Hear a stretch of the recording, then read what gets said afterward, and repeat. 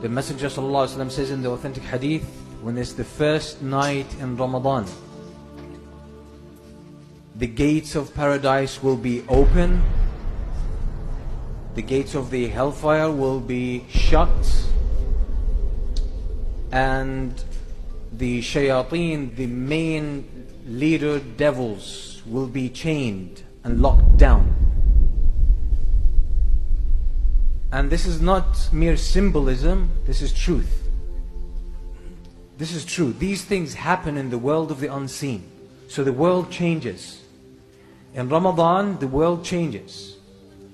Shayateen, the most influential of shayateen, the most destructive of shayateen, will be locked down. They won't be able to travel around and affect people as they used to do outside Ramadan. So they're chained. They're limited. The gates of paradise will be opened. They'll be wide open. And this has an impact on us. It has an impact on us. The dynamics of what happens in the world change. The gates of the hellfire will be locked. They will be locked. And this will have an influence on us. The scholars of Islam are agreed upon a fact that we humans have two natures, two dual natures.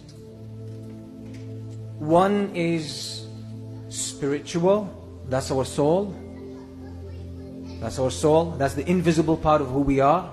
And this has a life of its own. And there is the visible side of us, which is the physical side that we can see and touch. The spiritual side of us has more of an angelic nature. It yearns to Allah subhanahu wa ta'ala. And the physical side of us is more like the animals. It's all about eating, drinking, reproducing, and the physical desires and the physical attachments and orientations that we have. And upon death, these two natures will be separated. The soul will depart the body. The soul is part of the world of the unseen. We can't touch it, we can't smell it, we can't taste it, we can't even hear it.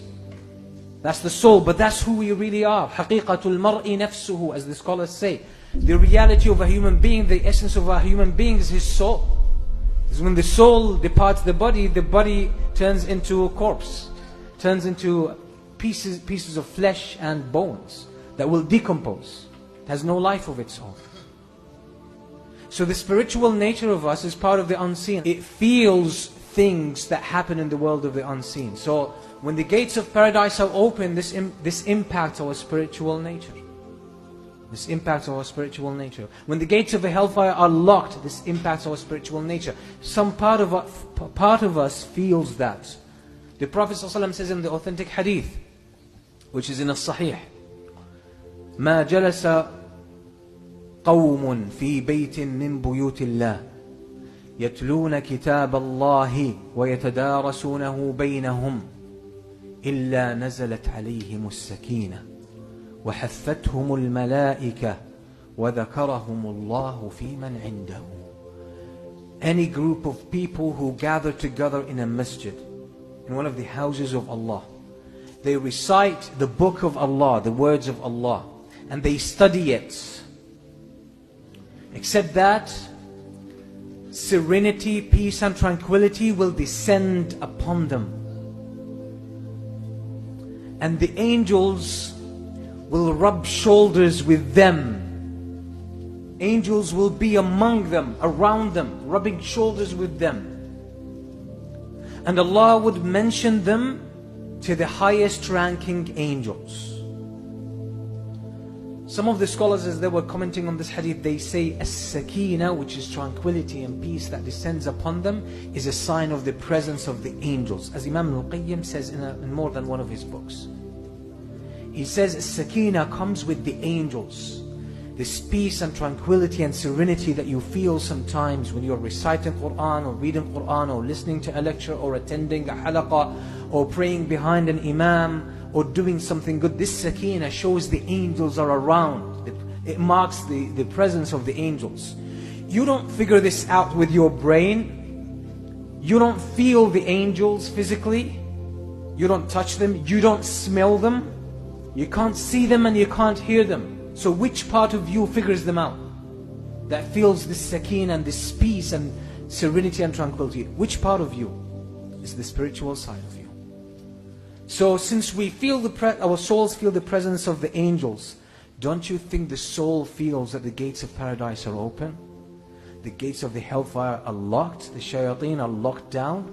It does. And that's why most of us feel in Ramadan more eagerness to worship Allah subhanahu wa ta'ala. You find more peace and more tranquility, because the fragrance of paradise reaches your soul. It recognizes that at a subtle level that you cannot capture with your senses. So that's what happens during Ramadan. This is what happens. This is why Ramadan is a special time. These things are not a figment of imagination that we're just talking about in a symbolic sense. These are realities of life. These are things that are happening. So when the first night of Ramadan, the dynamics of the world change, and your soul responds to that. So this is why Ramadan is a point for us to really upgrade our iman, upgrade the level of our taqwa and connection to Allah subhanahu wa ta'ala.